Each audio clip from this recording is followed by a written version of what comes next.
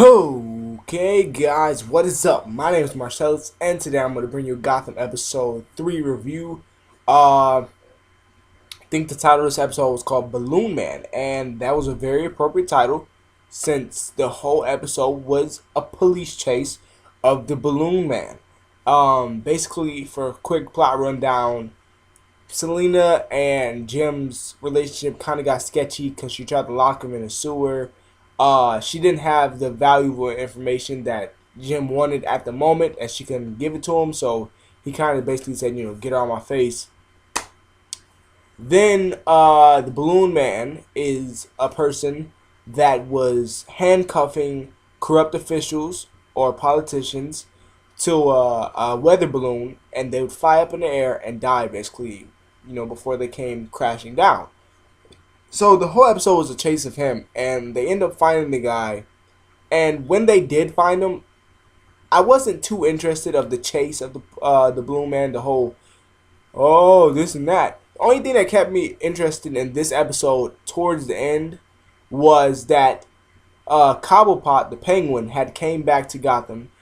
He had killed a man, and because a man had when he came back to Gotham, I thought that was a stupid idea because I said, basically somebody will see you.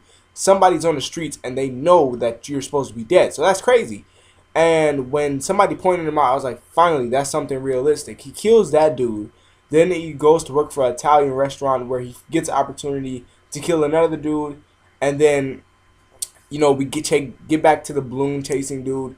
And the dialogue between Jim and the Balloon Man is something that I'd like to say was the best part of this episode, was when he said, basically, this is our city. If the innocent and the people aren't protected, then somebody has to take it into their own hands. And Jim says, basically, there's laws for that.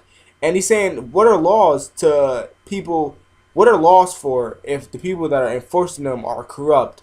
They're evil. They'll sell out. The mob controls the mayor, so like that. So I like that. That was my favorite part of the episode. Besides the end, so basically Jim they captured the guy, and he ends up hurting himself by being handcuffed to a weather balloon himself. Jim goes up, tries to save him. They come crashing down. He injures himself, obviously, and he mentions, what does he say to Jim? Oh, he says to Jim that his last culprit, his last victim, didn't matter. It didn't matter who it would have been, as long as it would have been somebody.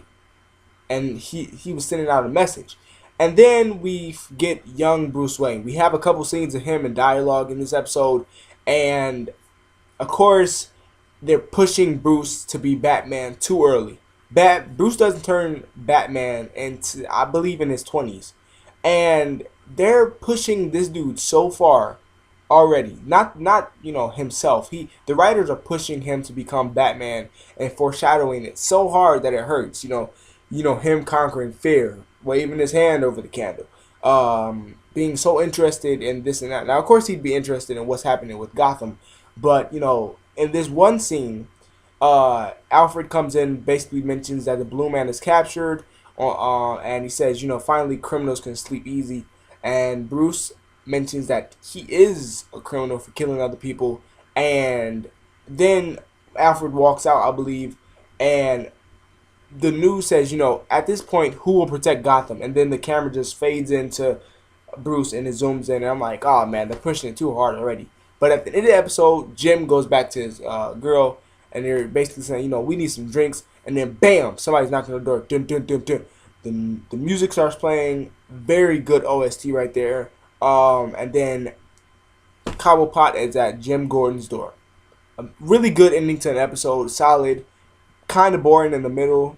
But who cares? Like the video if you enjoyed it. Comment down below what you thought about the episode. Subscribe to see more Gotham-related things. And I will see you guys later.